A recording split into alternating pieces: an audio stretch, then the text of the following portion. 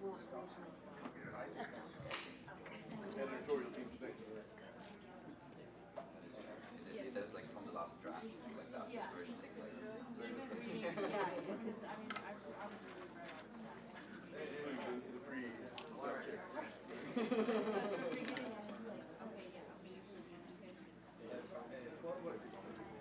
Guidance on that, but you don't press that. No, I'm gonna send. Yeah, but I'm gonna send out another copy. Yeah, no, but Do you want to share? no.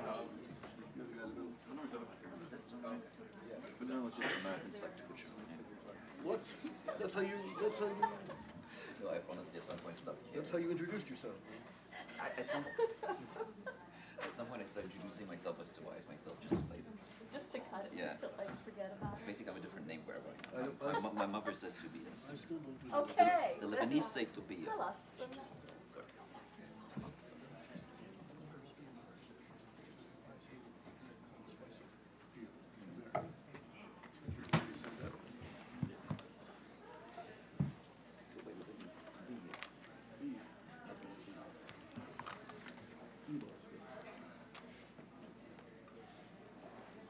Okay, I think we can start. Ladies and gentlemen, thank you so much for coming today. For all of those of you who have noticed that I am not Ambassador Fred Hoff, my name is Miret Mabrouk. I'm the Deputy Director and the Director for Research and Programs at the Hariri Center. And Ambassador Hoff, unfortunately, couldn't be with us today. So I'm filling in for 2 minutes. Now, we are here today to launch what we feel is a very, very important report. This report, written by Senior Fellow Faysal Itani and Tobias Schneider, attempts to answer a really important question. Should the international community try and help rebuild Syria? All right. And then where are the lines? Where do we draw a line between essential humanitarian work and possibly profitable development work? Who do we work with? Can this work be used as incentive or leverage with the current government? The report does take a look at those questions, and it takes a good, pragmatic, thorough look at them, and I think in a way that many people have not.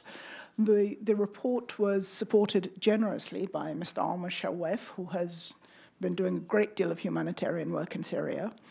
And we are very, very lucky to have Ms. Mona Yaqoubian with us from USIP to help moderate the discussion.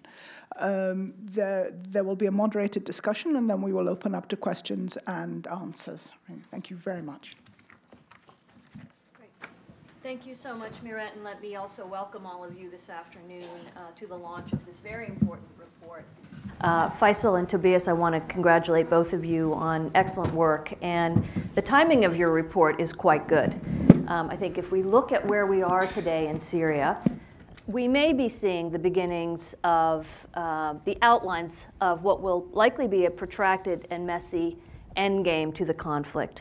Nonetheless, I think we are seeing diminished violence in parts of Syria. It's the outlines of what this endgame might look like feature, unfortunately, the Syrian regime maintaining its control over power in Damascus. And I think the question increasingly is being raised, including in this morning's New York Times, about the question as the conflict inside Syria begins to diminish, the question of reconstruction and rebuilding is gaining more prominence. At the same time, in the report, you point out quite well and in a very sobering fashion the horrific toll that this conflict has taken on Syrians and on Syria. Estimates of maybe close to 500,000 people killed, most of them civilians. Over half of the population displaced, 5 million externally as refugees, another 6 million internally. A number of Syrians, this was once a solidly middle-income country, now living below the poverty line. And of course, the physical destruction to the country. Whole cities destroyed in some cases, half the medical facilities damaged or destroyed, a third of the housing stock destroyed, and an economy that has been utterly decimated. And so the challenges are enormous, but I think if we put these two trends together, in many ways, I think it puts us meaning the international community, donors, US policymakers, on the horns of a dilemma, which is to what extent, if at all, should the international community engage in the rebuilding of Syria at a time when there is no final political settlement, and in which, as I said at the outset, it seems fairly clear that at least for the short to medium term, the Assad regime will remain in power. And yet, we look at pictures and we see very clearly the enormous suffering that the Syrians have endured and continue to endure, and the horrific destruction that this country has witnessed. And so on that score, I think there is clearly an inclination to want to step in and help. So I'd like to open our discussion, maybe Faysal, with you, and really put that question to you. Why should the international community, and in particular the United States, engage in this question of rebuilding of Syria? Is it in our national security interest to do this? Thank you, Mona, for your questions and for the introduction. So the first thing that comes to mind, I think for most of us when we ask a question where there's immense human suffering, is we should do something because people are suffering, we don't want them to suffer anymore. Basic humanitarian imperative. Fine, but we all know that actually things don't usually happen on a big scale for that reason internationally, because there are competing claims over resources, priorities, etc. And because the second you step into a highly politicized situation like Syria's, even if it's just with the intention of doing good and helping people, you haven't somehow skirted the moral question and said, okay, well, that's fine, we're just here to help people. Because then who gets help first, why, through whom, what happens, who gets priorities, who should we avoid? It's also a political question.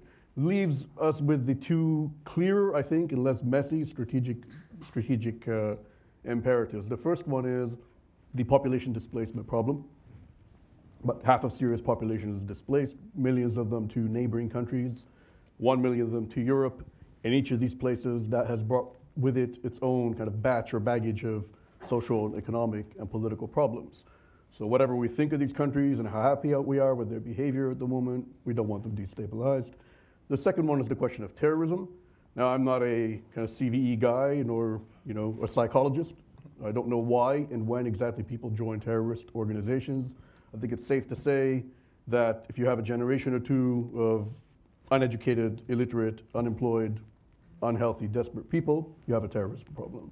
So that's reason enough, in my opinion, actually, to at least address the matter. At the same time, as noted, this is a country still in the throes of conflict. There is no political settlement as of yet. And we have a regime that has committed war crimes, crimes against humanity, even gone to the extent of gassing its own people. So Tobias, maybe have you jump in. How do we think about then rebuilding Syria in that specific set of circumstances? Can we do it and skirt the regime? And if so, how do you do that? Well, I think we almost have to, and both for practical as well as for moral reasons. The Syrian civil war, first of all, did not, just, as the Syrian regime likes to think, come about as a conspiracy or as some sort of like external, shock. It came about out of decades and years of, disastrous economic mismanagement, specifically in sort of like large agricultural sectors, but also in precisely the communities that later on would rise up and form the core of the opposition, both the armed and the civilian oppositions, which are sort of destitute people who ended up moving towards the belts of larger cities as well as various rural communities. And these have really then also throughout the war suffered the absolute brunt of the violence. There was a wonderful report out by Carnegie, I think 2-3 days ago by Khida Khadour, which spoke of something called transition through destruction. where the Syrian regime realized it could no longer, either suppress or control a certain part of Syria, of its population, and therefore moved to destruction and to displacement. So it really became a sort of war of population displacement. And so going through the regime at this point basically wouldn't really serve the humanitarian interest in the immediate sense. It might, still reach a few communities, even though there's a lot of debate about how effective that can actually be achieved, considering how, they have diverted humanitarian flows. But we would also cement that, population warfare that has really been waged on a large, significant share of the Syrian population. So when we're talking today about the Syrian regime having, won the war, quote unquote, and recaptured large swaths of territory, and people say now the Syrian regime controls the majority of the Syrian population, or it does control the majority of the Syrian population still in Syria. What has succeeded at is taking these communities that has for decades first mismanaged, oppressed, etc., and then fought a violent conflict on, and have succeeded at pushing them out of their houses, out of their communities, and eventually out of their countries across the border. And so now you have a large share of the Syrian population basically living in complete suspension, somewhere between Berlin, Turkey, and various other camps across the country, or internally displaced within Syria, that sees no future under Bashar al-Assad and his regime. And funneling money through that regime will in no way, speaking of leverage, will in no way permit these people to return, will in no way permit these people to re-engage in a sort of broader national political process. So sidestepping the regime is really, if we do want to address the fate of these, whatever the number may be, 65% of people who live outside of regime-held territories or displaced people, it's really the only option we have.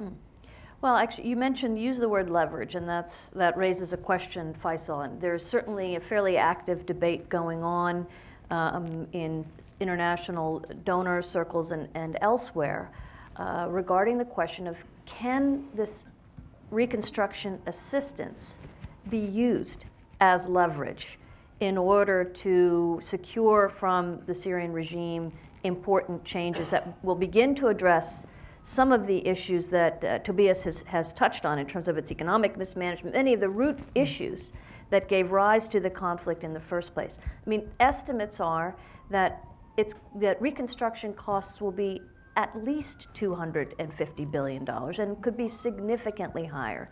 And it's fairly clear that the Syrian regime doesn't have the access to the necessary resources, nor its allies, Russia or Iran. So isn't there an argument to be made that these reconstruction needs can be used as an important lever on the regime to press for change? Thank you for that question. This is a question that came up early in this debate.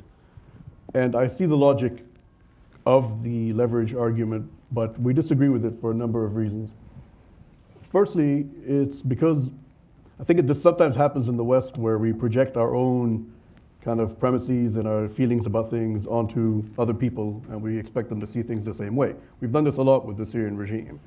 The number one reason I think this is unrealistic is I think a regime that would rather have gone through what it had to go through for the past 6 years instead of sharing political power or making meaningful political reforms is not one that's going to do it if we offer them money. That's how I see it. You could possibly make the argument that actually if they were faced between regime extinction and money, they might do it. The problem is they're not faced with regime extinction. It's their country that's destroyed.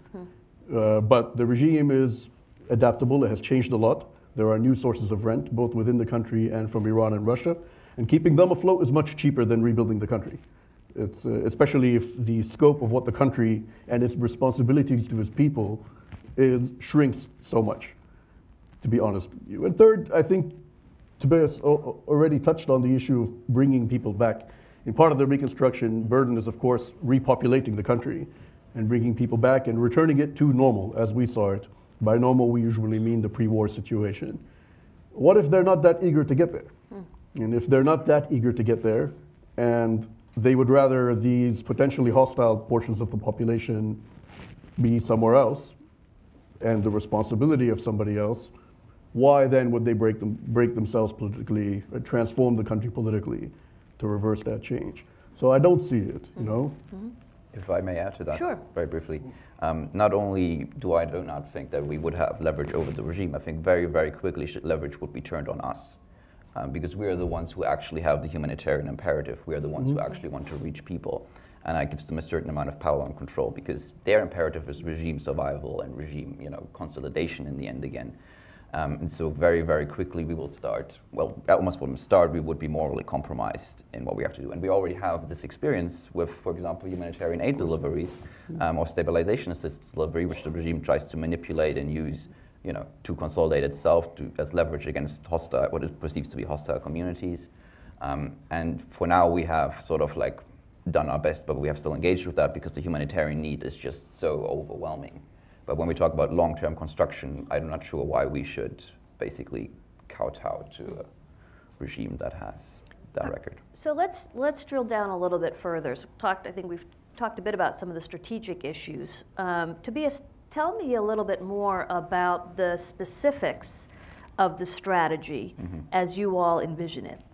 In other words, what does a strategy that skirts the regime look like? Where does this reconstruction take place? What's the sequencing of it? What kinds of deliverables do you envision, and who are the main key partners? Well, we start from the premise that there won't be a final political solution, because that's just simply, at least as we saw it, not on the horizon at the moment.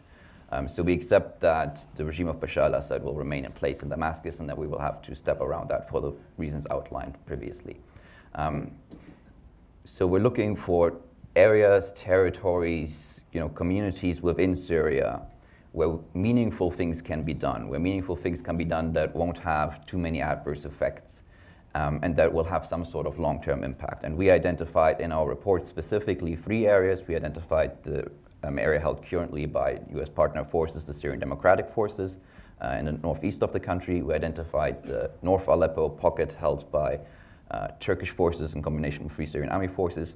And we identified, tentatively for the moment, but there's a solid basis for it, the south, close to the Jordanian border and Daya province, and along the Israeli borders, as 3 areas that have seen significant reductions in violence, or of sufficient foreign presence to deter regime or regime-allied military moves that would, destroy whatever we would rebuild, and that to some degree we can have a sort of social basis, civilian basis from which we can work, that aren't, in other words, controlled by jihadis, or where we have these sort of moral dilemmas in dealing with those communities. From there on, we would have to prioritize sort of immediate needs that deal with the humanitarian needs of the communities. And here we're dealing with WASH, we're dealing with health sector issues, we're dealing with housing, shelter, things that can be constructed locally, things that can be operated and managed locally, and things that can be sustained locally. Something that we have to bracket out, for example, a little bit is national level infrastructure. So certain, for example, water and electricity infrastructure is nationally coordinated. In Syria, the electricity infrastructure is tied into the gas infrastructure. Both of these are pretty much entirely controlled by the Syrian regime. So we have sort of local solutions pop up in many communities in these. We have generators, we have sort of smaller diesel plants and so on to take care of electricity needs. And so essentially in those regards, we would propose to scale up existing stabilization programs where we have some experience across the country and outside of regime-held territories. In terms of reconstruction, we would prioritize what we would call community anchors. The sort of facilities that are needed for communities to exist, to persist, and for economies to grow around it. Those are hospitals, those are schools, those are just, basic shelter facilities for displaced people as well, because even if we do have returnees, they might not specifically be from those communities. So we might have small towns grow out of size for what they were previously, or other way around. So based on some of the work that I'm familiar with that we undertake in the areas of stabilization already, and we meaning the U.S. government through USAID, in areas that are not within regime control, I can tell you this is not easy work. So, I mean, Faysal, help us, help the audience understand better. What are some of the obstacles to the activities that Tobias has enumerated, particularly again in the presence of active conflict, in the absence of an overarching political settlement? How do you actually do this? Yeah. Fair question. I'm not going to talk about Washington, just... Yeah, no, forget Washington. Let's just focus on Syria right now, yeah. Once they get attacked. Look, this is a question, as we were writing this, I sort of hope we would be able to escape from, but it's not escapable, which is if you're in a place that's temporarily at peace, what happens if there's no more peace? And this brought up the issue of the de-escalation agreements, which we all now are paying attention to as the next best hope or best or least bad hope in order to bring about a sustained end to violence. That's what's on the table, right? The main problem with these de-escalation zones is there are a few of them, not all of them, there are a few of them that are de-escalated only because one of the belligerents doesn't feel like fighting or has other things to do or is busy or whatever. That's mostly the south. I think, you know, the Euphrates Shield area and the place where there's an American military presence. Euphrates Shield meaning the area up in the north. The north Aleppo countryside, held by the Turks. Those are just by virtue of having a powerful international actor in them, a deterrent. But there is a problem in the south. This brings us back to something we've been saying all along anyway, which is for there to be a de-escalation zone, there has to be an enforcement mechanism backed by the lethal threat of force. Otherwise, it's meaningless. Otherwise, I would feel foolish saying we should go rebuild this area if it will disappear once the tactical calculation of the regime and the Iranians changes next week. So that's that. If you want to do that sort of thing in that part of Syria, that has to be there. Otherwise, it makes no sense. The second problem is the war economy.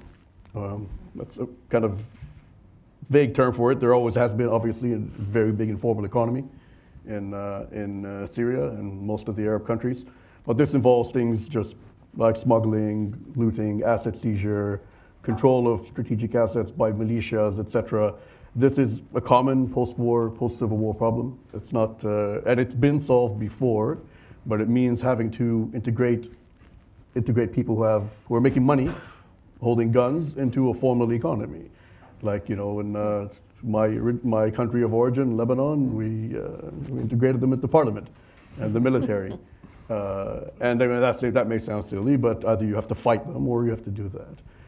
And the last problem is, of course, the one you mentioned, which is the extremist groups, especially, and this is why Idlib, which is controlled by Al-Qaeda's affiliate, I don't want to get into that debate, for now, is not on the list, because that would present an insurmountable obstacle, I think. Whereas there's a wide range of insurgent groups that are more manageable with the toolkit that we have and the relationships we have.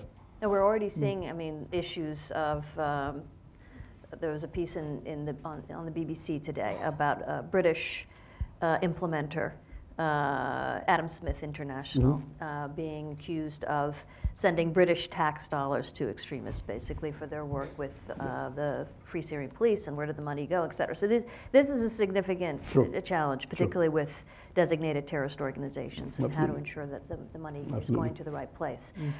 There's a bigger problem that comes to my mind, Faysal, I'd like you to talk about a little bit. And that is, to what extent does this strategy, in fact, entrench the fragmentation of Syria? To what extent are we making de facto these sort of fragmented cantons, whether it's the Turkish enclave in the north, whatever this de-escalation zone looks like in the south, or the Kurdish-held areas in the east? I'll give you my half take on this because Tobias has interesting ideas about second-order effects that I'd rather defer to him on, because it's not as simple as that. But for me, the country is in a state of fragmentation. In the abstract, you know, as a political scientist, as somebody from there, as someone in America, I'd like to see it go back to being whole in some form or the other, with whatever political arrangement the people inside the country are comfortable with. That's not my place to say yes or no. I don't think it's good that it would be fragmented, but I cannot think of it as a good idea that it would be reconstituted in exactly in its old form. You know, heavily ruled from Damascus, where everything is controlled and distributed as patronage or as repression. I don't think a consolidated Syria is important enough to justify that, personally. Well, that's an American interest and in the abstract. Again, people in the country may feel differently about it. If they decide that's what they want, good, go for it. But apparently, they haven't decided that. So, Tobias, what are your thoughts on this? And are there positive knock-on effects of the strategy that you all are proposing? If I could just very briefly expound on something that Faysal said, which is in terms of fragmentation. And I think this is when we have to step away a little bit from, the lines and colorfuls on maps and talk about, the fragmentation of a society and of a social fabric. And really, when we talk about these communities, whether they're going to be quote unquote reintegrated or recaptured, what that really means is just externalizing the fragmentation, displacing these people permanently, semi-permanently outside of the country or into certain, some quote unquote de-escalation reconciled towns are basically holding pens for populations that the regime does not like. So the question to me isn't really about fragmentation, but to what degree the societies that are, going to be fragmented for the foreseeable future have a space in Syria to live and to call home, and to have also a political anchor for themselves, so that this population isn't fragmented outside of the country and sort of in permanent suspension, but has some sort of anchor in the country. And then talking about second order effects. And here we have to go really sort of somewhat granular into how this conflict works. I mean, Syria has been politically fragmented along these lines in the sand, but there's also still been trade. There's still been cross-frontline interactions. There's still sort of a lot of pragmatism actually on the ground, especially as the sort of national economy has disintegrated. As main sources of revenue, government, tax collection, and so on have collapsed, locals have started taking a lot of initiative. And locals have started, coming to terms with the situation as it is. And so I think in terms of fragmentation, one of the opportunities that we have in sort of investing a little bit into non-state held areas is that these may have second order effects also throughout the country. This could be macroeconomic things. So for example, the Syrian regime struggles heavily to stabilize the Syrian pound. And so the Syrian central bank has been vacuuming up US dollars that flow into the country as it can. And some investment would bring in some, for example, foreign currency that would not go through the Syrian regime banking sector, would not to the same degree subsidize the Syrian budget, but could still stabilize the overall effect. Reconstructing, for example, we're talking SDFL territories, the oil or refining sector, and even if it's just a sort of like pragmatic local solution at the moment rather than integration into a national oil sector, but it could alleviate fuel shortages, something that has had huge implications on the agricultural sector, for example, throughout the country. Syria's cement, steel, all of these productive industries have been destroyed or looted. But if we open up some part of the economy in oppositional territories, we can have access both across the country, so Syrians can access some of the resources that exist in Turkey and Jordan a little bit easier, but also we can start building sort of local employment hubs and places where heavy machinery can be rented, where labor can accumulate and can also be, if pragmatically possible, be rented out or leased across the front lines. And so I think we can have the opportunity of bringing some resources, some capital, some people, and some stability back into the country without necessarily having to rely on the clients that the regime would provide for us if we go to Damascus. I'd like to open it up to the audience for your questions. So I think, do we have mics or what's the, yeah? So if you have a question or a comment, a brief comment you'd like to make, just raise your hand. We'll get a mic to you. And I would just ask that you give your name and affiliation. Yeah, back here.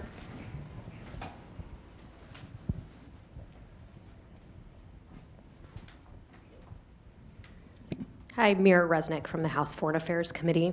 Thanks so much for doing this and for the great report. It's been very informative for us. The House Foreign Affairs Committee is working on draft legislation to effectively bar U.S. assistance directly or indirectly from going to Assad-controlled territories. The problem with this kind of assistance is that that it's difficult to draw the line in stabilization and reconstruction and humanitarian. So knowing the corruption that you guys pointed out in the report, knowing that that the Assad regime will divert humanitarian assistance, how would you suggest to policymakers in the U.S. Congress to go about these kind of restrictions? Thank you. Who wants to take the first shot at that? Go ahead. Well, this is a problem that's real already. So, for example, if we look at the work some of UN agencies and multilateral agencies are doing, there's a lot of stretching of certain terms. So, for example, we go from humanitarian assistance to stabilization assistance, then we're going to restoration, to always stop short of the reconstruction term, because that then opens a whole new Pandora's box. But really what we are doing in many ways is basically reconstruction work. And in our report, we do suggest basically stabilization and up. So we do in many ways recommend that we take existing stabilization programming and scale it to a certain degree, or at least rely on the same actors to implement these. So the line is in any case extraordinarily difficult to draw. I'm not a sanctions expert or something like that who would be able to give the precise terminologies. I think it would probably be easiest to designate actors and networks rather than specific programming, which will always be fungible to a certain degree. Yeah, that's not fair. I've struggled with that myself. Actually, we were hoping you could solve the problem for us, so that then we could write reports around it. But I see now you flipped it around. No, I mean, I think in principle, of course, as people, we would never oppose anyway humanitarian aid going where it needs to go. I don't really think there's a reliable way once it enters regime territory to control what goes where and how, and I think that's a fool's errand. I think the UN has found out over the years as much. So that's where we come from on principle. On law, of course, Something that I would maybe insist is that governments who are concerned about this to keep an eye on what multilateral, what INGOs and so on are doing in terms of like where they draw the line, yes. and also in terms of conflict neutralization, because this is always is something that is at the top of the report, but then in practice, especially in regime held Syria, it's not necessarily implemented in the same way. So there are programs in Syria and so on that necessarily have always this conflict inherent in them, but that also aren't paying sufficient attention to this as it is right now already. Other questions? Yes, here in the front row. I think there's a mic coming. Just one moment. Thank you. Herb Rose. I would speculate that down the road, those powers that have most to say in Syria would be the Assad regime, Russia, and Iran, either directly, Quds, or through Hezbollah. Mm-hmm. How much influence could we expect to have on distribution of aid with those powers in control, and how much would they be expected to contribute to the restructuring of Syria, if at all? Do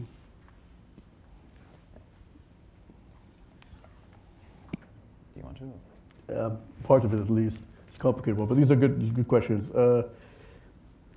I can tell you subjectively my analysis of the situation. Yeah, I agree with your premises, certainly, that these are the three parties who will have the most say. I think we can have very little leverage at all in areas that they control. Full stop. And your last question was, sorry, this is the second part of your question. How much would they contribute? How much would they contribute? Yeah. So for them, unlike for us and probably the Western Europe and the Gulf states, it's also an issue of capacity, right? And they don't have the capacity to do it, even if they wanted to. And the Russians, as such, the Russians explicitly have said they don't want to. I don't know whether or not the Iranians have said the same or just said nothing. Or So the Russians have been completely ignoring the entire issue, and they have barely provided any humanitarian aid either. There's really, in terms of anything that's non-military, the Russians are non-present. They have tried to internationalize it. Mm-hmm. This has been an attempt by them. So they have been the ones who have, for example, very much working to initiate a World Bank assessment of the situation, etc. So the Russians have been trying to find an international agreement around this. So if it went with the Russians, we could probably come to some sort of agreement. The problem is that the Russians don't make these decisions on the ground in the end. Decisions on the ground are made either by the Assad regime, which, as we've laid out, has its own interests, and then there's the Iranian presence. Now, the Iranian presence, I think, is going to ratchet up a little bit. So we've started seeing some stabilization assistance from the Iranians, and really from the same organizations that rebuilt southern Syria, southern Lebanon and southern Beirut after the 2006 war in various cities. And so they are, I think, going to start harden their specific interests within certain cities and certain areas of society. But I don't think they would have an interest in the return of these like sort of, considerably, possibly hostile communities, at least beyond the degree to which they are destabilizing in Lebanon. If I could continue this, because one issue that seems to be increasingly clear, we're seeing the Russians look to consolidate in the international community the regime's growing hold on parts of Syria, perhaps through the Astana process, but also looking to even try to get UN legitimacy. In their statements, they have talked about the international community contributing and paying for the reconstruction of Syria. We saw the Russians go hat in hand to the EU late last year with this request. My question, and maybe Tobias, I'd turn to you first, is, well, it's clear that the United States is drawing a pretty hard line against this, per the first question. Our European allies may be not quite so hard and fast. And indeed, having faced the pressures of Syrian refugee flows into Europe, and we've seen the effects of that on European politics, there may be a greater temptation by European allies to perhaps see that it's more in their immediate interest to begin to contribute to the reconstructing of Syria as a way of having refugees be able to return home. What's your thought on that? Well, the easy thing to say is that Europe is a big place and a complicated place, and there's no such thing as one European position on this, which is the important. No, I mean the European Union is consistently being accused of basically readying for this, and there was a Brussels conference earlier this year about possibility of reconstruction, and there has been some mentioning of this possibility of leverage. But at the same time, they very much always insist that it has to be a political process first, which we are not likely to see. Now, if we go to the member states, this is, I think, interesting, because I think the states that bear the largest burden in this and the states that have the largest interest in a return have also been consistently the most anti-Bashar al-Assad and the most consistently anti-regime. Now, there are European countries, and I think by now there might even be a majority within the Council, who are more friendly towards the regime and who think, well, maybe as long as this war is over, let's ship them all back. But these states don't carry the same weight, both in terms of assistance to Syria, but also in terms of the refugee flow. Now, there are a lot of bureaucratic issues, and there are a lot of sort of like suspension. There was a wonderful article 2 days ago, I think in the Irish Times, that talked about Syrian refugees trying to go back and being sort of caught in the suspension between Europe, between home, between these sort of like intermediary communities. That sort of really laid out the various conflicts and tensions that are on every end of the spectrum. I don't think that Europe would be ready to do large-scale investment in Syria, especially now under Bashar al-Assad. But I do think there is, specifically from a European perspective, and here's I'm harking back a little bit to what I said earlier about having an external fragmentation or an internal fragmentation in Syria. I think there's an interest for Europe to make sure that there is a space inside of Syria for all of these communities to call home, that is a healthy body politics and that is a healthy community. Because, if we think about a significant of these millions of people who are displaced, significant people will be permanently or semi-permanently displaced. And for a year or two, they are in a destitute state, but eventually they will have children. These children will want to go home somewhere for winter break or something, What is going to be their anchor in Syria? What is their relationship, their memory of what Syria is and how the Syrian state society relates to them? And I think having a space inside of Syria that is semi-stable, semi-well-developed and well-tied in, not only with civil society and opposition groups, but also with Western donors and Western agencies, I think helps both sides sort of like have continue one road open for healthy politics for both the diaspora and people inside of Syria. Faysal, do you have any thoughts on this in particular? Only that it reminds me of a couple of conversations I had earlier when we first started talking about this formally here at the Atlantic Council, which is that it seemed at the time, about a year ago, to be a kind of an academic debate. You know, we're debating an abstraction and you know, what do you mean rebuilding, and there's still a war, and now, even till now, as people have acknowledged, obviously, mainstream media and policy conversations are talking about this all the time. But it seems like you know, this idea that the West may actually be part of this process of rebuilding a regime-held area, etc. To a lot of people, this is far-fetched. I think personally, it's not that far-fetched that it might happen, and not because of some kind of giant evil conspiracy, but because I think there's you know, there's money that needs to be spent. There are agencies that exist for this purpose.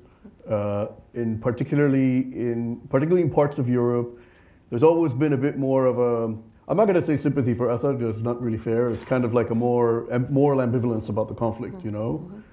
Yes, he's bad, but you know, look, they're terrorists and he's an ally against them, and you know, if they're all sort of kind of as bad as each other, then why not just send everybody back and rebuild the place? Time does weird things, and it's barely any time has passed, so we'll see. I see a question in the far back. Again, your name and affiliation, please. Thank you. Rahim Rashidi from Kurdistan TV. What do you think about the Kurdish future in Syria? Because U.S. policy is not clear in the region. We saw what happened for Iraqi Kurdistan last October in Kirkuk. The Shia militia, the terrorist groups, Qasem Soleimani was in Kirkuk, and Abu Mahdi Muhandis and his forces, they were used U.S. weapon, U.S. tank to attack civilian and Kurdistan and Peshmerga ally, U.S. ally in the region. Thank you. I can literally say I know nothing more about the US policy on Kurdistan than you do, or I think anybody in the public sphere does. I'm not sure most government officials know what it is. Actually, I'll go one step further. You probably know more than I do. What do I think of their future? I don't know what the US policy there is, or what their future there is as it relates to that. Obviously, one of the territories that we focus on is the heavily Kurdish part of Syria, and we'd like to see it developed and revitalized in partnership with the United States. That's all from our perspective that we can tell you. Other questions? Here, gentleman up in the second row.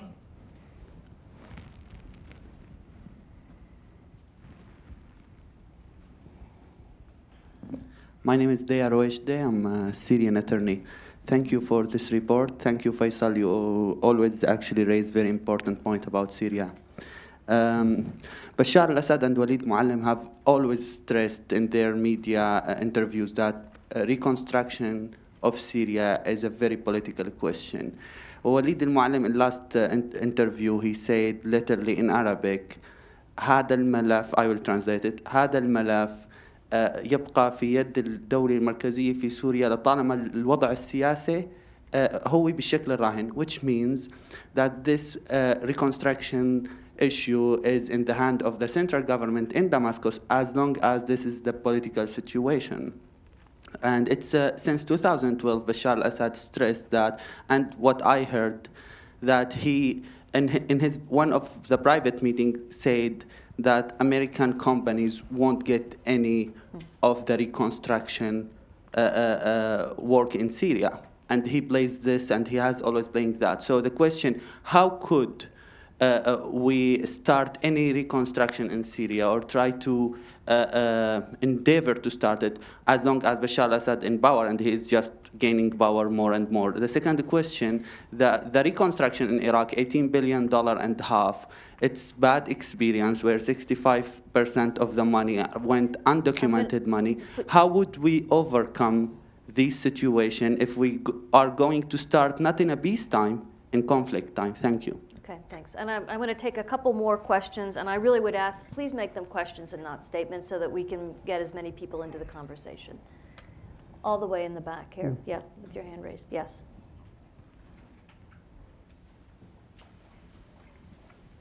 Ahmed Sati, Albright Capital.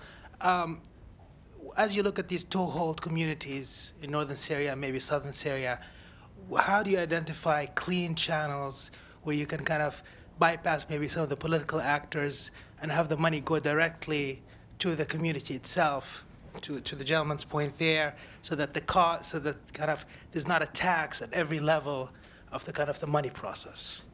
And so how do you identify these communities, these towns, the people in those towns that you build the local economy around?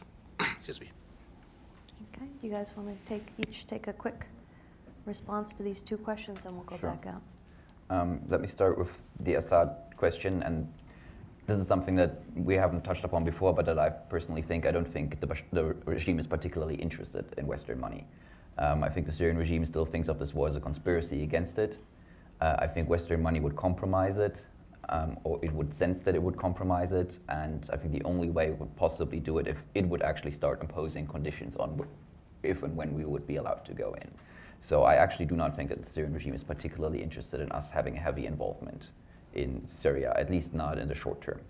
Then in the long term, the regime remains in power. This is why we talk about territories outside of regime control.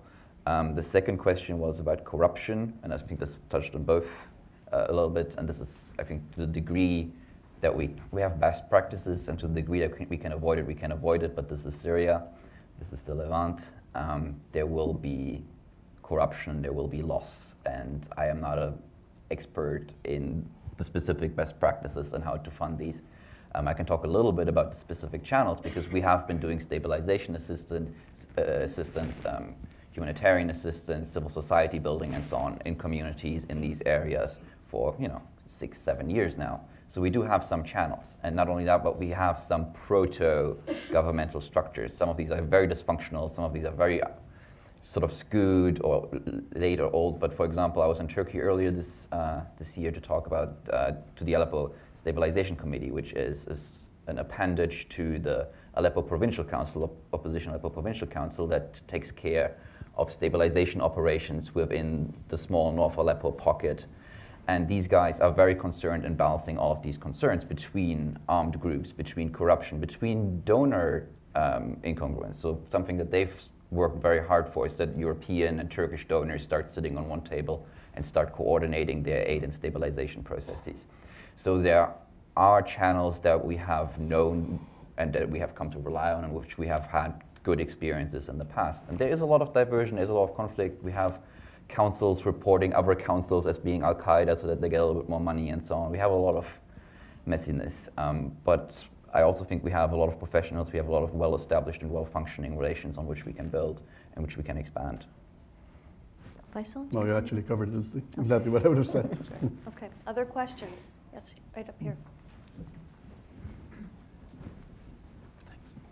Charles Lister, Middle East Institute. Faysal, Tobias, thanks so much for an insightful and timely report. I'm already looking forward to part 2. Not sure what you'll cover there, but a key sort of theme or point underpinning everything you've said here, and as you've discussed, is not sending stabilization or reconstruction assistance to areas under regime control. But let me play devil's advocate for a minute and suggest, in a broader context, no external government, so far as I'm aware, is continuing to send meaningful military assistance to any armed opposition group anywhere in Syria. And it seems like we may be starting to pull back our own assistance to the SDF in that respect too. So the long-term trend we're on here is regime recovery or continued recovery of more and more territory. The entire de-escalation regime appears to set us up for that long-term trajectory.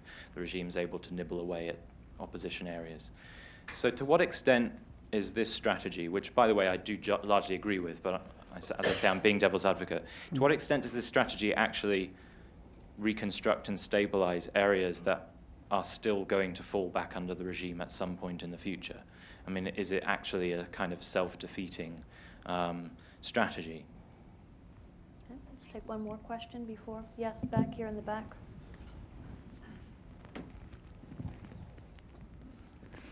Hello, I'm Shlomo Boltz with Syrian American Council. Very nice report. Excuse me. Started to read through it. It's very interesting, and maybe this is part 2, but I noticed you don't really talk about the ethnic divisions inside the Kurdish areas, which are very important. Certainly people I've talked to there have indicated that these divisions are preventing aid from getting to where they need to go, even now when the U.S. is so strongly involved. So that's one question.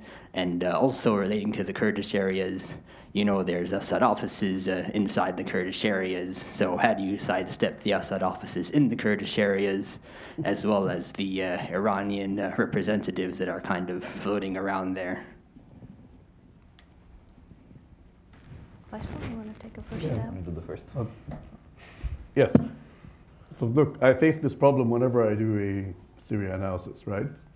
We have a snapshot in time and a rough idea of where we think things are going, but oftentimes some of that changes, things become, I think you meant kind of futile, right? Not self-defeating, like just what's the point if it's going to change, etc. So if southern Syria goes the way we probably all know Idlib is going, you know, or some without Turkey, then I guess this wouldn't apply. Full stop. We wrote this at a time when so Euphrates Shield is Euphrates Shield, who knows, but probably it'll stay. We wrote this at a time when the northeast, the SDF areas, where there seemed to be a little bit more certainty about our longevity there, you know? As easily as a few months ago. I mean, we could have debates about whether or not that was going to happen. I was a bit skeptical, but I had to admit that all signs were pointing to our staying there. And if these places turn into an extension of Damascus-controlled area, then yeah, we would need a new strategy for those areas. It's the very sad dilemma we faced early on. I recognize it, and I completely acknowledge it. That's a perfectly fair question. Shlomo, you asked about the ethnic divisions. Yeah, this level of granularity is not something we pretended to start here. This is why we talk mostly about strategy. Obviously, when it comes to particular locales, everything is going to need a custom-built approach. And there are people on the ground who have that sort of those contacts and the familiarity. It should be worked into the analysis, absolutely. So we'll see you next year. Yeah, in terms of falling back to the regime, that is an eventual prospect. I think the point that we're making is both about territories that are mostly held or defended by outside forces, which means that at the very least this would be in a distant future. Or like, let's say within a time frame that would still make rebuilding at least core infrastructure like hospitals and schools worthwhile, you know, as a sort of net benefit question, I think. I mean, again, I don't know what the future holds. I'm looking at the current trajectory and at certain places where we might stick around, where we might not stick around. And then the PYD or issue, I suppose, is what you're really referring to, is sort of the usurpation of one political party of the larger process. This has obviously been a really important debate, specifically around Raqqa, when we were trying to come up with a new, you know, provincial council, city council, etc., to manage these affairs. And I know that European donors, for example, were quite adamant at coming up to some sort of like political compromise that would allow various communities greater stakes as a precondition to sending stabilization assistance to these areas.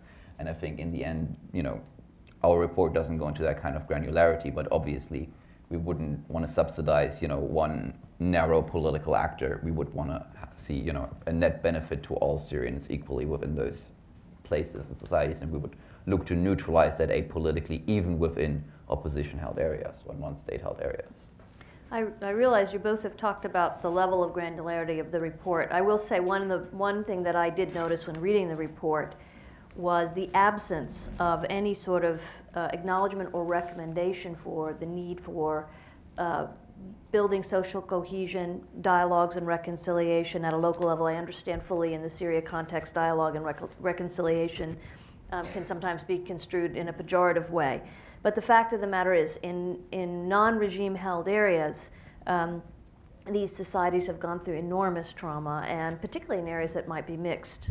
It's essential that these more soft types of activities be integrated very, very early on. So I was a little struck by the absence of that in the report, and thought that was maybe an omission that needs to be thought about or addressed going forward.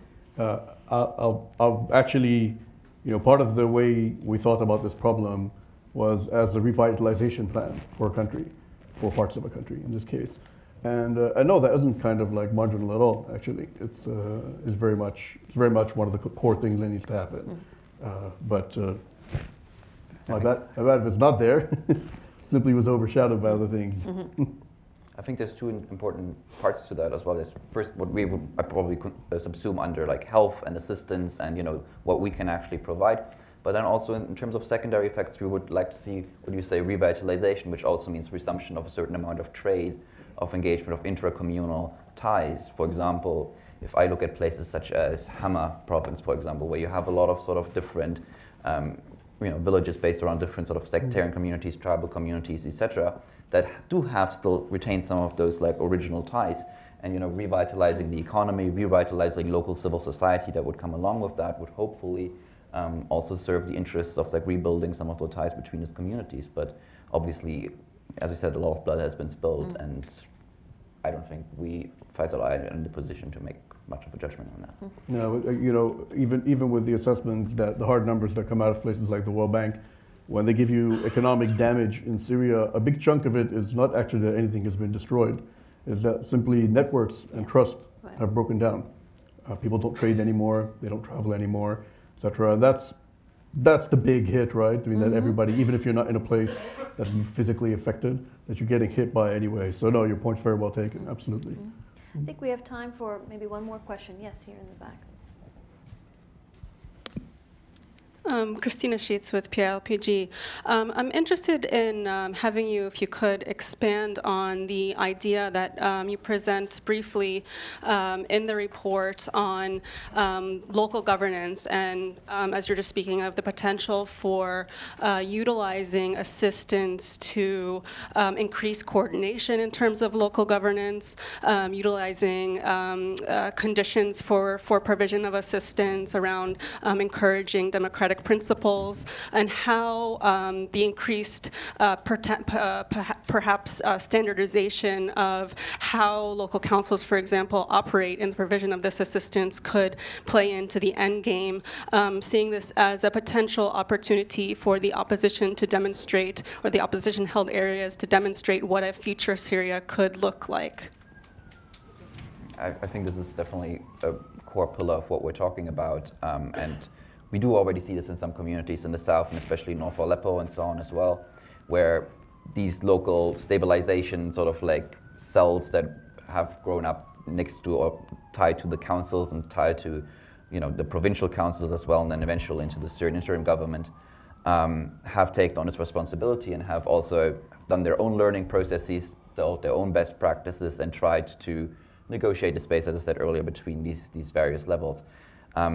One thing that we would hope that revitalization, for example, does the same way that handing, for example, the border crossings over to opposition control does, is that it starts creating revenue, that it starts creating processes on which we can have a higher degree of legitimacy. So something that I, for example, noticed was in my discussion with civil society representatives from North Aleppo was that there was political problems because the previously elected Aleppo Provincial Council was very skewed towards what was the previous military situation still in Aleppo, when a lot more voters came from the city as well as from sort of the certain countryside areas that now are under regime-held territory, under other territories, whereas now it's a lot geographically differently skewed.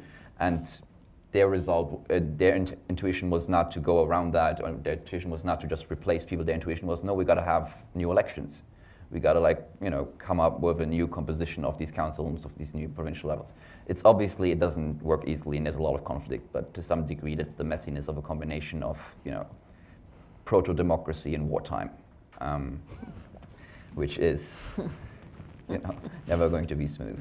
But I do think we have lessons learned, and I do think there are examples on which we can build. And I think if we set too high a standard for what we expect of partner communities, we set ourselves up to fail. But everything is better than the disaster that the destitution that many of these communities have experienced and continue to suffer. Faysal, do you? Not only that, there's actually a heartening degree of institutional experience and memory with this sort of stuff already in the United States, actually, which I'm surprised by, given the fact that the policy is not Reconstruction focused. But we have a lot to build on and to scale on. I don't think we're starting from zero exactly. And I think we've learned to be a bit better about what can and can't be done, in my opinion. But that there still isn't the policy push and direction that it needs. Thank you, that's all. Well, I want to thank both of you for, one, for producing this excellent report and for wrestling with incredibly complicated questions. I think we've surfaced a number of those tensions today here in the discussion, and I come away with the idea that it looks like you've got an audience waiting for part two as this undoubtedly continues, the situation continues to evolve. So please join me in thanking both Faysal and Tobias for an excellent report.